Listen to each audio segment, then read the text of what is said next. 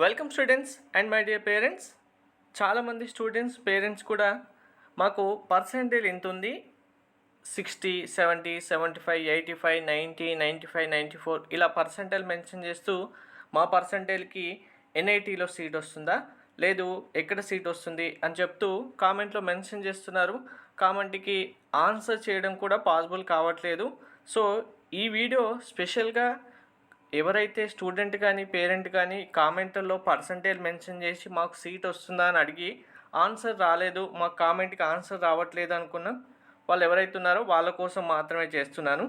ఎందుకు ఆన్సర్ ఇవ్వడం పాసిబుల్ కాదనేది కూడా మీకు ఒకసారి క్లారిటీగా చెప్తాను, వినండి. దాని ద్వారా మీకు కూడా అర్థమవుతుంది.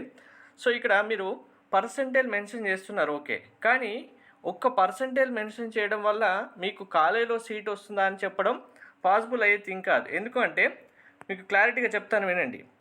మనకు పర్సంటేజ్ బేస్ చేసుకొని ర్యాంక్స్ అయితే వస్తాయి, కానీ ర్యాంక్ మీరు ఏ కేటగిరీ అని ఎలా తెలుస్తుంది? మీరు ఓసీ, ఈడబ్ల్యూఎస్, ఓబీసీనా, ఎస్సీ, ఎస్టీనా తెలియదు. అలాగే మీకు జెండర్ వైజ్గా కూడా సీట్స్ ఉన్నాయి. మనకు ఫీమేల్ కేటగిరీ స్టూడెంట్స్కి సూపర్ న్యూమరీ కోటా కూడా ఉంది. మేల్ స్టూడెంట్కి అనే ఫీమేల్ స్టూడెంట్కి ఎక్కువ ర్యాంక్ వచ్చిన సీట్ వస్తుంది. మరి జెండర్ కూడా తెలియదు మీరు కామెంట్లలో. నెక్స్ట్ కాలేజ్ కొందరు ఎన్ఐటీస్ అని అడుగుతున్నారు, కానీ ఎన్ఐటీస్, మరి ఎన్ఐటీస్లో ఏ బ్రాంచ్ కావాలి మీకు? అన్ని బ్రాంచ్ ఏ బ్రాంచ్ వచ్చినా జాయిన్ అవుతారా?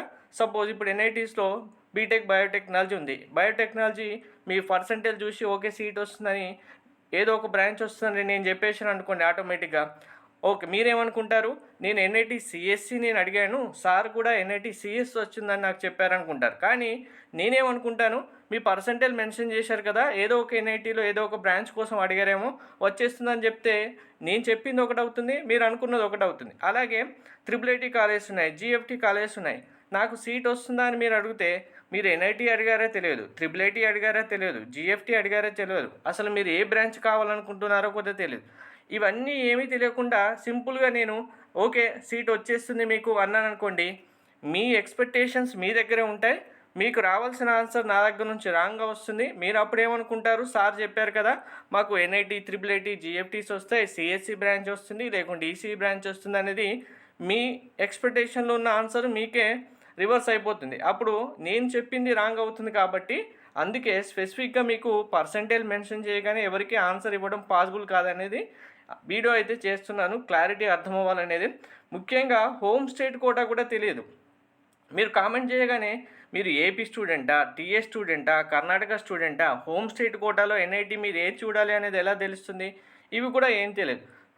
పోనీ మీరు ఇవన్నీ మెన్షన్ చేశారనుకోండి, ఫైనల్గా మీరు ఇవన్నీ మెన్షన్ చేసినా మీ పర్సంటేజ్ బేస్ చేసుకొని మీ సిఆర్ఎల్ ర్యాంకు క్యాలిక్యులేట్ చేయాలి, మీ కేటగిరీ వైజ్గా మీ ర్యాంక్ క్యాలిక్యులేట్ చేయాలి. క్యాలిక్యులేట్ చేసి NITs colleges, IIT colleges, GFT colleges ఇవన్నీ సెర్చ్ చేయాలి. ఇవన్నీ ఇండివిజువల్గా ఒక్కొక్కరికి సెర్చ్ చేయాలంటే మినిమం 40 మినిట్స్ టైం పడుతుంది. ఇవన్నీ 40 మినిట్స్ టైం పట్టగానే మీకు ఎన్ని కాలేజెస్ అని చెప్తాం మేము?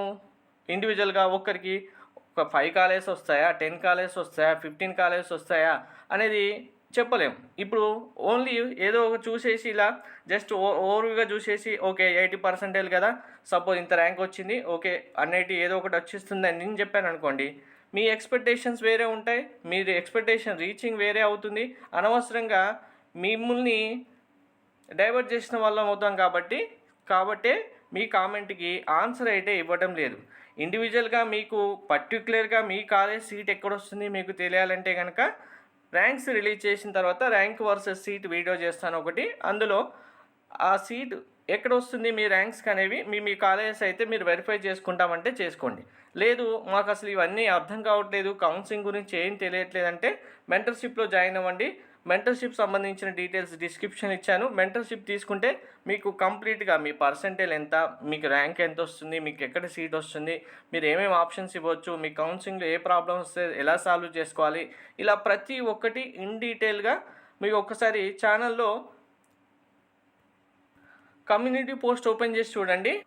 కమ్యూనిటీ పోస్ట్ ఓపెన్ చేస్తే మన మెంటర్షిప్లో స్టూడెంట్కి ఎవరెవరికి ఎలా సీట్ వచ్చాయి, ఎంత ర్యాంక్ వస్తే సీట్ వచ్చింది, మన మెంటర్షిప్ ద్వారా స్టూడెంట్ పేరెంట్స్ యొక్క ఫీడ్బ్యాక్ ఎలా ఉంది, వాళ్ళకి ఏ ప్రాబ్లమ్స్ వస్తే ఎలా సాల్వ్ చేశారనేది క్లియర్గా ఇచ్చాను. దాంతోపాటు అసలు మెంటర్షిప్ ఎందుకు అవసరం, మెంటర్షిప్ తీసుకుంటే మీకు ఎలా ఉంటుంది, మెంటర్షిప్ ద్వారా మీకు ఎన్ని అడ్వాంటేజెస్ ఉంటాయనేది ఇక్కడ వీడియో చేశాను. ఈ వీడియో చూసినా మీకు క్లారిటీగా అర్థమవుతుంది. వీడియో చూసిన తర్వాత అయినా మెంటర్‌షిప్ తీసుకుందాం అనుకుంటే ఒకసారి మీరు వీడియో క్లారిటీగా చూడండి. 13 మినిట్స్ చూస్తే మీకు క్లారిటీ ఇన్ఫర్మేషన్ అర్థమవుతుంది మెంటర్‌షిప్ సంబంధించి.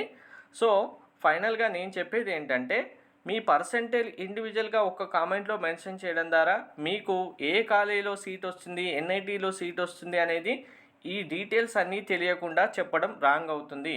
మీకు రాంగ్ పర్సెప్షన్ ఇచ్చిన వాళ్ళం అవుతాం కాబట్టే మీకు పర్టికులర్గా మెన్షన్ చేయడం లేదు. ఓవరాల్గా కొన్ని కాలేజెస్ రావచ్చు, టాప్ 5 రావచ్చు, టాప్ 10 రావచ్చు, టాప్ 15 రావచ్చు అని చెప్పొచ్చు. కానీ అందులో ఏది వస్తుంది, మీరు ఏం చాయిస్ ఫిల్ చేయాలనేది మీకు అర్థం అవ్వాలి. అలా అర్థం కాకుండా చెప్పడం అంటే మిమ్మల్ని అనవసరంగా కన్ఫ్యూజ్ చేయడం అవుతుంది. అందుకోసమే కామెంట్లలో ఎవరికి ఆన్సర్ ఇవ్వడం పాసిబుల్ అవ్వట్లేదు. జస్ట్ ఇలా ఒక ర్యాంక్ వస్తే ఒక 10 కాలేజెస్ ఉన్నాయనుకోండి, ఆ 10లో 4 వస్తాయి, 4 పెట్టుకోండి అని చెప్తే ఈజీగా అయిపోతుంది. కానీ అలాంటి ఈజీ ప్రాసెస్ అయితే ఇది కాదు కదా. అందుకే మీకు ఆన్సర్ ఇవ్వట్లేదు. క్లారిటీగా అందరికీ అర్థమైందని ఎక్స్పెక్ట్ చేస్తున్నాను. Thank you.